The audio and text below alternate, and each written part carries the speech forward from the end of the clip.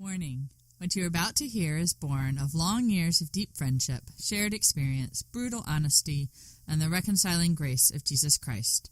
Please do not walk up to the first black or white person you know and start this sort of banter. It will not end well. Welcome to Racial Heresy, the show where two Episcopal priests, one black, one white, attempt to violate the established racial doctrines of American culture and provoke you to do the same. Allow me to introduce Father Terrell Ballantine, an anti-racism training, black power claiming, Virgin Island supporting priest, husband, father, friend, and all-around good Negro. And allow me to introduce Father Case Ramey, a liberal heart-bleeding, NPR streaming, Ta-Nehisi coach reading, social justice preaching, priest, husband, father, friend, and all-around high-quality cracker. How are you, my brother?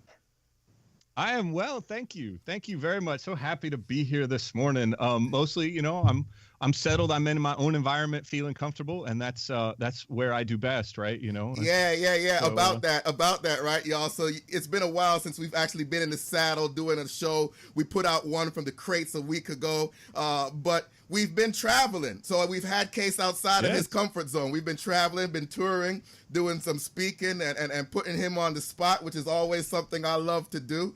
And so we'll be posting some of that stuff online. You can see it on our YouTube channel and on our website, racialheresy.com, and check out what we've been up to. If you want us to come speak and cause some trouble in your neck of the woods, let us know. We'll be glad to do that. But today's a special day, man. You know, I had to get back in the saddle for this. A new brother of mine that I just happened to meet, he was kind enough, because I'm one of those Twitter bombs, right? I just see people and I like, oh man, I'd like to talk to them. And I send them a message. I have no idea who they are. You know, I've never met them. They don't know me. But Ian was kind enough to respond. Ian Kibby is a filmmaker, a film producer, a documentary maker, whose recent work, Raising Bertie, is on POV, Point of View, on PBS Network.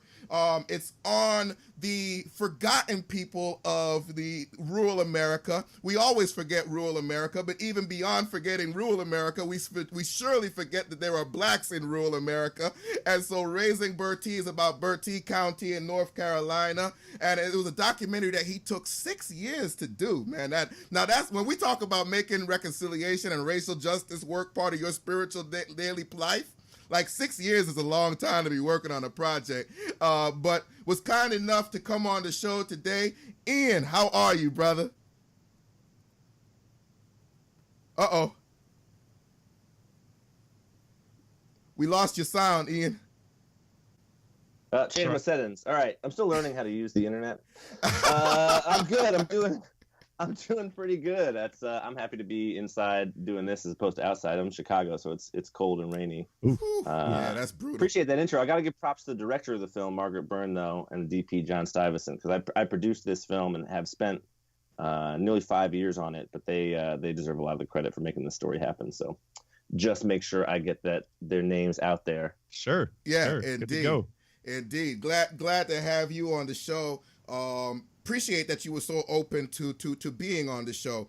I was telling Case, I imagine, we were talking about it in pre-show, I imagine this is one of the few times, probably the first time I'd like to believe, that you've been interviewed by two priests.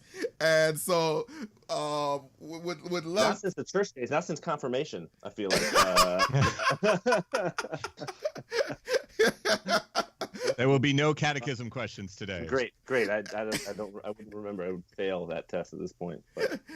But it's cool because I think the work that you do has an important synapse with faith development. And so just as a softball, I'd love to hear about your integration of your work and your faith, how one informs the other.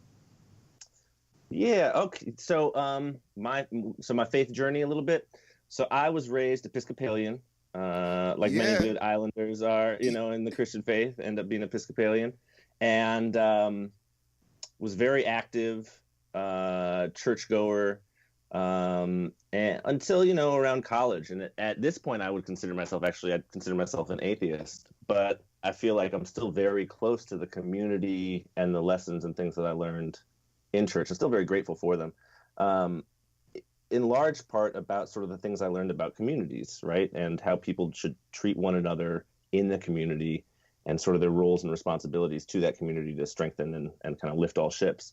And that, I think, does play a huge role in my work. There are sort of different levels of community, but I do very strongly believe that we are kind of all in this together and sort of do have these sorts of responsibilities to one another just as humans. And that's a big, I went to a Quaker school. That was another big part of my upbringing. And they are also very big on community and social responsibility.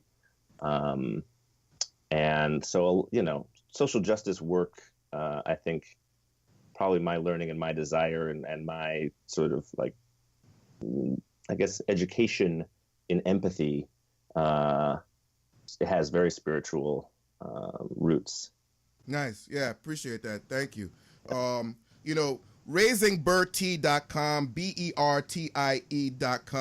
I was telling in the intro, I kind of said that was the first introduction to you and my reason for reaching out to you. I saw you on the PBS NewsHour and was intrigued by the story, right? I was like, oh man, this is cool. And because, yes, we all the time we fail to remember rural America, right? I remember Case and I in our recent panel discussion, that was one of the issues that was brought up, the reality that we talk a lot about the problems of suburbia and urban areas, but we often leave out the complexities of rural life in America.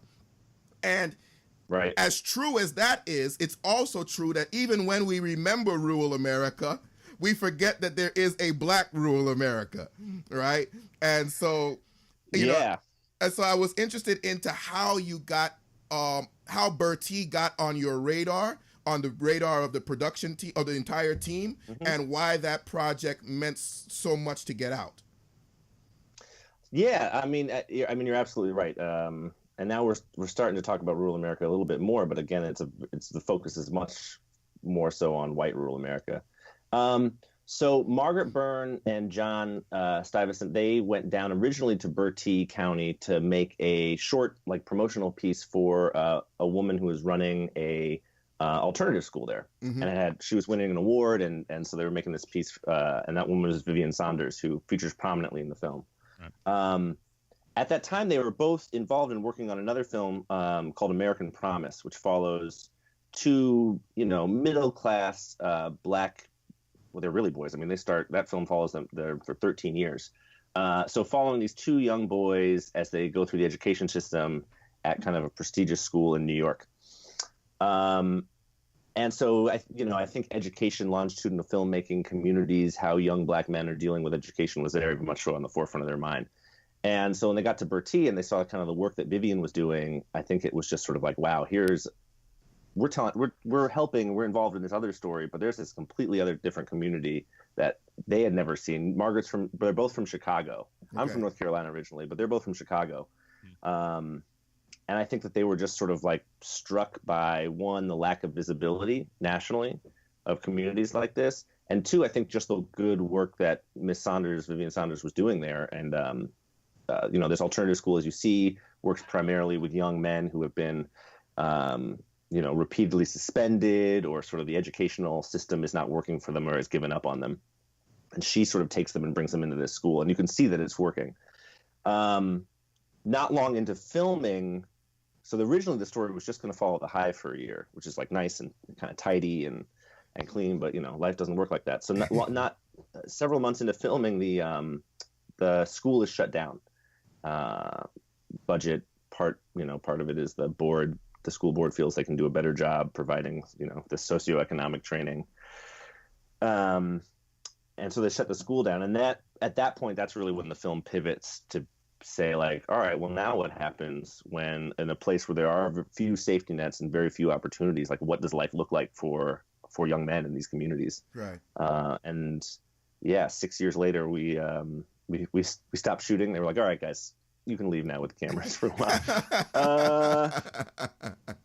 And so that's kind of where it went. And it has been, it's been an amazing kind of journey on that film, because initially when I came on like 2.5, 3 years into filming as a producer, and one of my roles was to help with the post-production, provide creative and edit. But what I really saw was like, I had to know what was going on in these communities. So growing up in North Carolina, it's like I grew up almost 2.5 hours from Bertie County, right? It's not far. But I grew up in Chapel Hill, Durham area, right? Surrounded by schools, surrounded by middle-class wealth, and it's like pretty diverse economically and racially. And we don't talk about places like Bertie in the middle of North Carolina. And that I was pretty ashamed of that. And so I felt I had to know what was going on in this community. And pretty quickly I realized like there's not a lot of information out there, right? There isn't a lot of media or research even documenting and talking about communities like this in America. And because like you said, I mean, it's like trying to say like, oh, guys, we should be paying attention to rural America, right? That can be a challenge in and of itself. Right.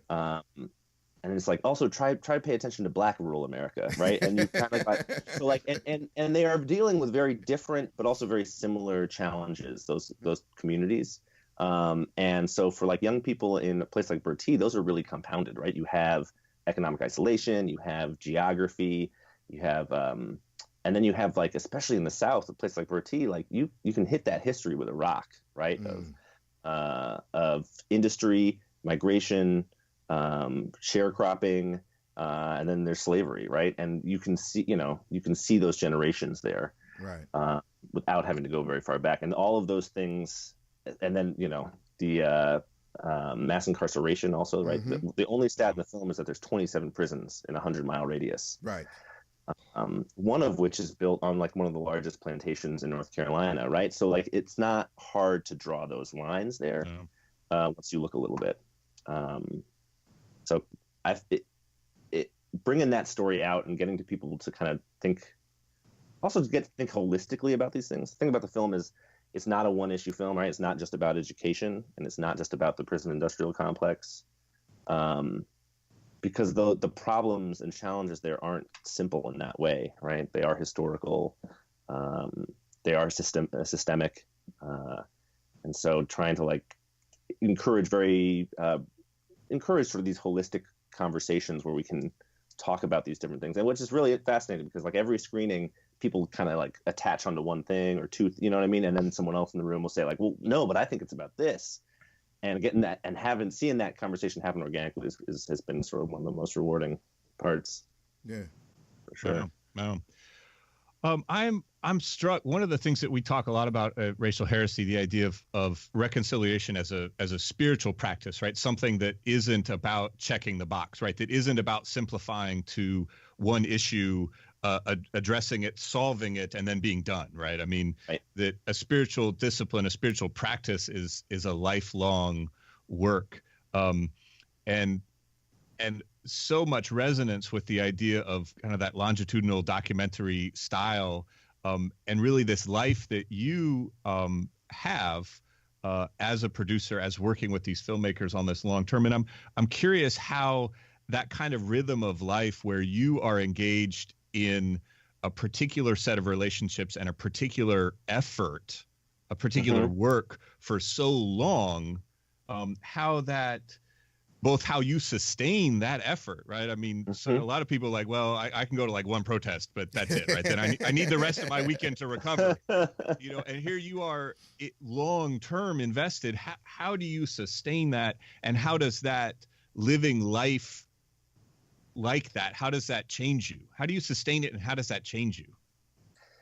Yeah, I think there's like two different ways we're talking about sustainability, right? I mean, one, the like crew sense is financially, there's a big conversation about whether or not docs can sustain people, and but we don't have to go down that road. We don't have to go down that road. So we will pretend that we sustained ourselves from that documentary and all the other work, and we'll just kind of the laborers deserve to get paid, right? We'll quote that. But I think I don't think I would have been on the project if I hadn't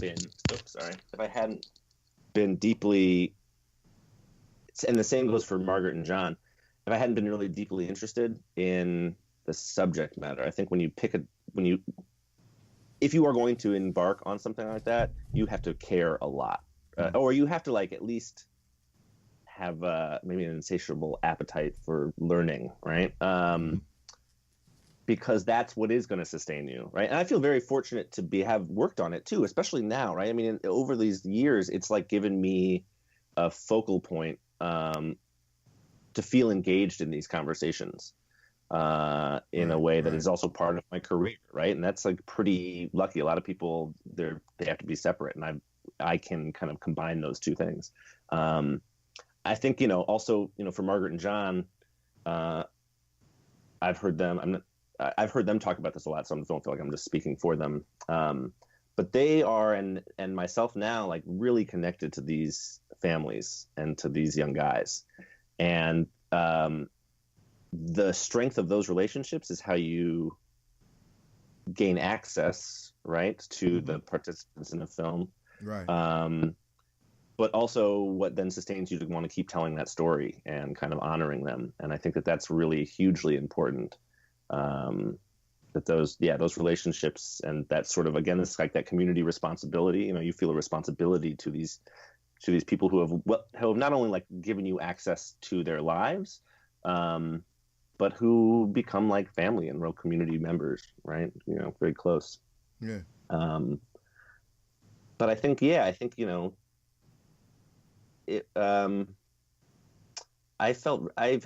felt really fortunate every day to be able to work on this project and have an outlet in the conversation that we're having today. So.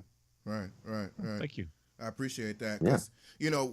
What especially when you talk about the relationships that are formed and how that's part of the sustainability.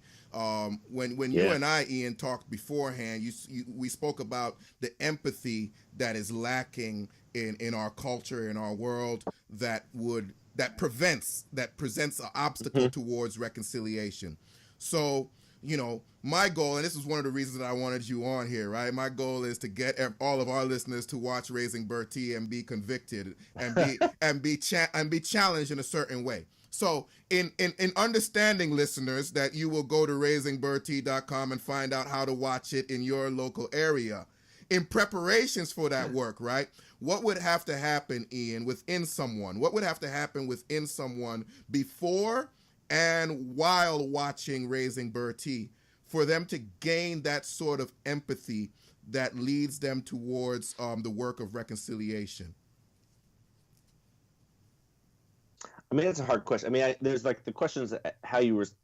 There's like Raising Bertie, right? Which is, as a documentary film, we have an engagement guide and we have a discussion guide that kind of gives people prompts to think about as they watch, if they're interested. But I think that more interestingly, like how do you get people to care in general, more broadly? Right. That's really hard, right?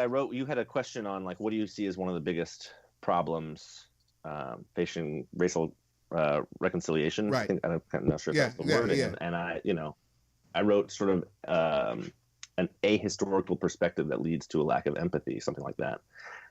We don't like know our history here, right?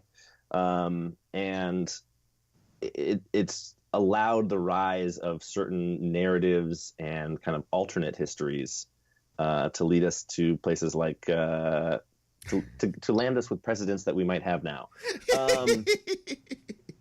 No names being called.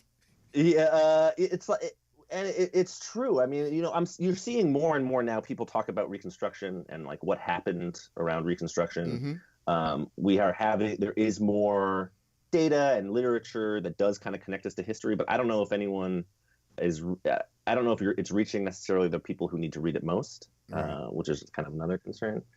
But we teach American history and then we teach African American history like they're separate entities, right? Like they're not connected, right? And so you end up with this like false narrative of exceptionalism and the lie that I consider it a lie that like anyone can pull themselves up by their own bootstraps. Some ain't got no boots. Some people don't have any boots. Sometimes once the boots get pulled up, we just pull them right back off. Right. And so it makes it easy to distance yourself. Like if you can't imagine, right? If you don't know how short history is, how recent this history was, if you don't know some of the things that have happened in it, not in like specifics, but, you know, just if you can't accept that, if you can't be self-reflective, it is really hard to get to a place of empathy. You know, I try little exercises, right, where I just imagine people as children, you know, as like, as like toddlers. Right. Because everyone smiles at a baby. Whenever, right, everyone's and it's just like if someone like cuts me off or like does something, right, that's my like little trick. I'm like, well, they were a baby once, and it's sort of like, you know, they were a toddler once, yeah, right? They were cute and cuddly. But no, I mean, I think self-reflection is sort of the key, right? Like, can you dig deeper enough to make yourself uncomfortable enough to make those connections to other people, I guess. Yeah. I got more. You keep asking questions though. We'll get. You know, I don't know if I'm answering questions or where, you know, but it's an important conversation and a joy to listen to someone just try and dig through. Yeah, reflect like that. The honest assessment of how difficult this work is, and I hope that's an encouragement to those of you who are listening. That nobody here has the answers. We're trying to struggle through this journey. No. I was caught with you know, with the idea of connection and the challenge, the big theme for Father Jabel, you know, about relationship and being together, and a lot of what we talk about here. And here you are, a team of folks coming from the outside, trying to be so deeply connected with a group of normally otherwise forgotten folks, and suddenly say, hey, look, we're going to tell your story. We're going to help you tell your story. We're going to tell a story. And the challenge in filmmaking that seems to mirror the challenge of building relationships, in this case, you know, across a lot of those divides, right? Across a lot of those divides of reconciliation, across socioeconomic background, across race, you know, across gender, across all world views, even, you know, how do you, or even how did you, but how do you enter in and build those kinds of relationships that make both the work of individual reconciliation and this enabling work of reconciliation through art and through filmmaking possible? Time and it really, I mean, you know, time and patience and spending time with people. A lot of times in documentary, at least, with the camera off. And I'm speaking from myself and from, you know, my conversations with them, and other artists may have totally different approaches. But yeah, I mean, it's all about trust and making yourself vulnerable and being there and coming back there. You know, all the sorts of normal things that you do to make friends, right? Or to like connect with people. Right. You have to do that same work on a documentary, because ultimately, like, I don't know, I don't think any of us on our team are interested in making stories about people we don't care about. And when I say care, I don't mean like, oh, I care about what's happening there, but like actually are connected to. Care about that person. Right, exactly. And, you know, to get there takes time, and, you know, you're going to fight sometimes, and you're going to stop calling one another, and it is a lot like family, right? You know, and it's like, and it's also not always possible. I mean, there is a big conversation in the documentary world about agency and who gets to tell you whose stories. I mean, for a long time, the documentary world has been like, maybe not necessarily wealthy, but like, you know, somewhat stable white filmmakers making stories about, you know, X disenfranchised group, you know, minority groups. Yeah. And so that's a big conversation. I don't think that it's impossible to do that, right? I think you have to be really honest with your participants in the film and with yourself about what can you get, how is this going to change the story? Who do you need to bring in to make that story better? You know, I think it's like sort of like the myth of colorblindness, or the, you know, fallacy of colorblindness. There are filmmakers out there and artists out there who are like, these can all be overcome, right? It's like we're the same, and that's not the answer, right? It's like just like in the real world, it's not the answer to do that when you're making a film. It's to sort of like acknowledge those things and right, make them part. Yeah. So. Oh, wow. Yeah. But mostly time. Most of it's time. You know, I mean, I've been thoroughly enjoying this conversation, but as you speak about time, I know that you have a tight schedule because work is calling. I know you have a shoot in a few, and you want one more question, Case? I got one more too. Yeah, we got a little time. No, we got a little time. Oh, good. Well, I got a bunch of questions, but and I want to come back because I feel like we're just like scratching the surface right now. Yeah, indeed. You know what I mean? All right. It's Part good two. surface, Part but, 2. you know. 6 years. Yeah. For 6 years, we will no. We're gonna need to build this relationship, guys.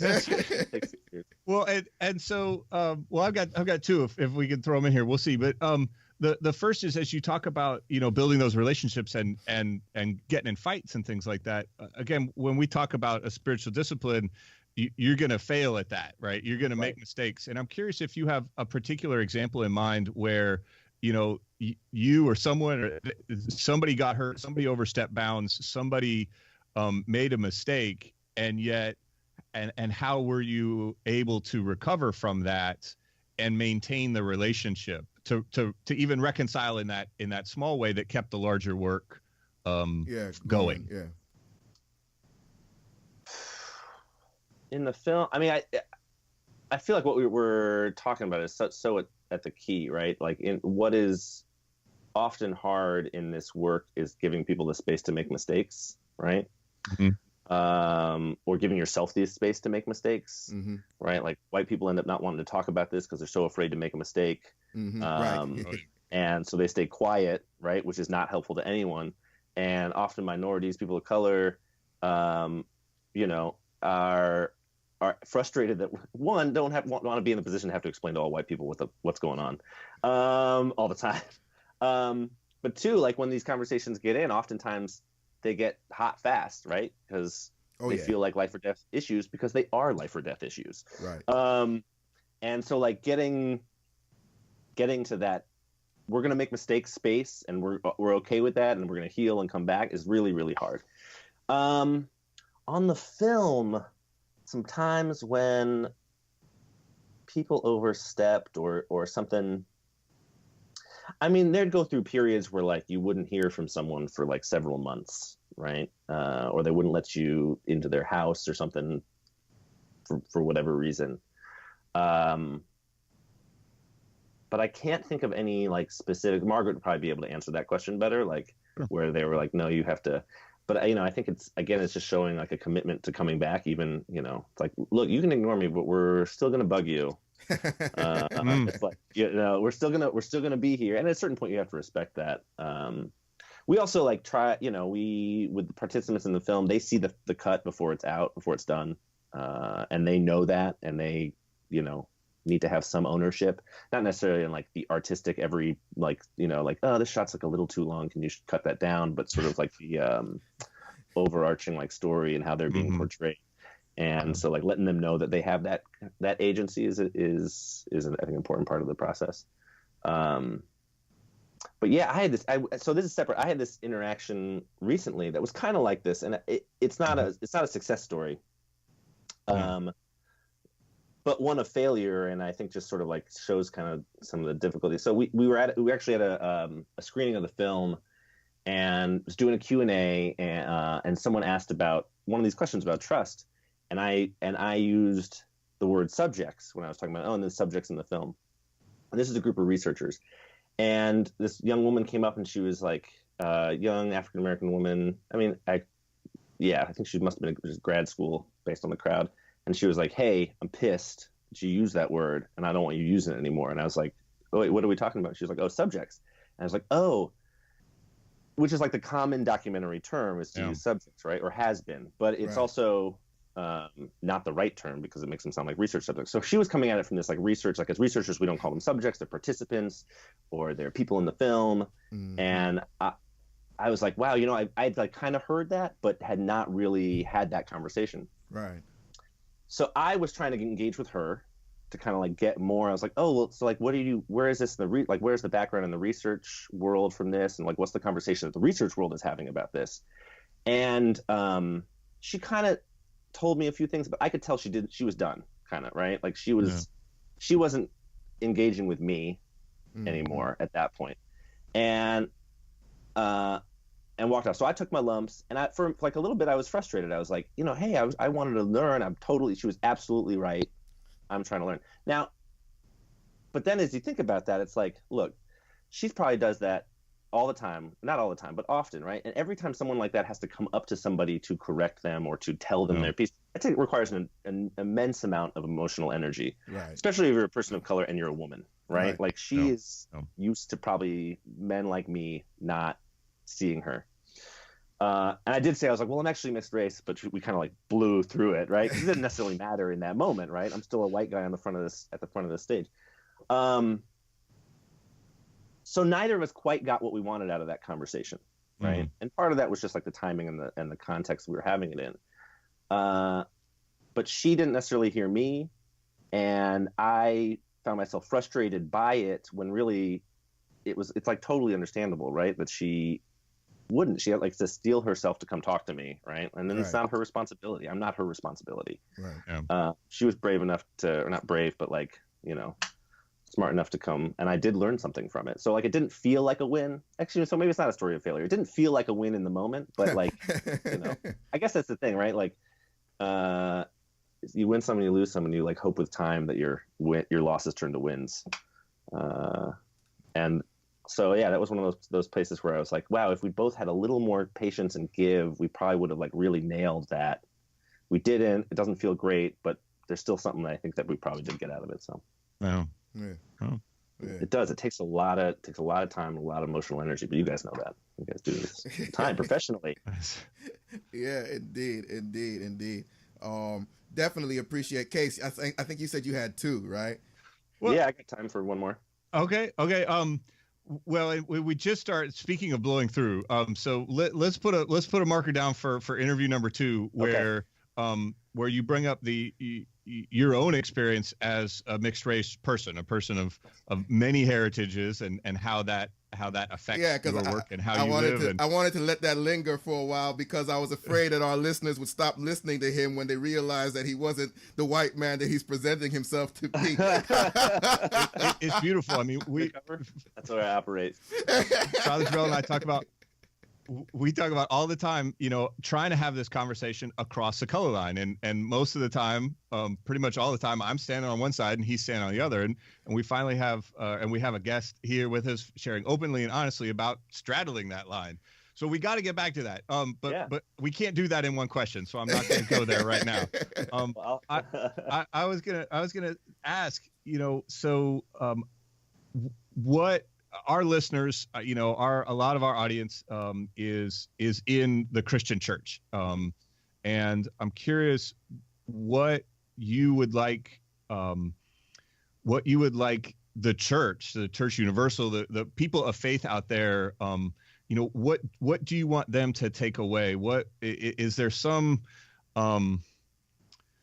message, I don't know, something from this work if you would have for the church, having grown up, being where you are in relationship with that now, and looking from maybe the outside or again straddling another line, what you might say to the church from your work as the church now tries to engage more deeply with the work of racial reconciliation.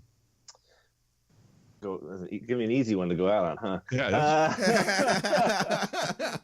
What would you want the church to do? Yeah.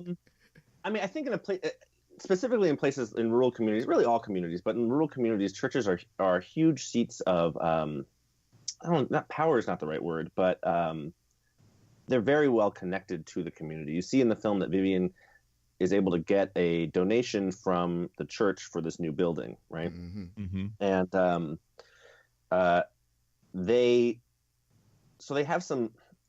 a lot of opportunities and responsibilities they have to that community as part of that collective, to support not only the spiritual